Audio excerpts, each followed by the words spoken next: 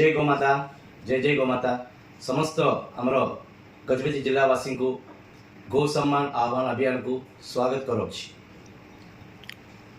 आमर गो सम्मान आह्वान अभियान रो मुख्य उद्देश्य होची समग्र भारत वर्षर गो हत्या संपूर्ण भावरे समाप्त करिबा पाई एवं गोमाता को राष्ट्रमाता मान्यता सम्मान देवा निमंते आपण मन को समस्त को मु अनुरोध करुच्ची।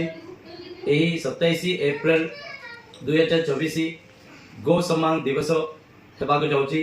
से दिन सकाळे 10:30 को आपणकर निज निजर तहसील मुख्यालय को पहुंचिकी प्रार्थना पत्र दाखल करने पाए यही योजना सबू तहसील भारत 5000 तहसील रे एक दिन रे दिया जाउची।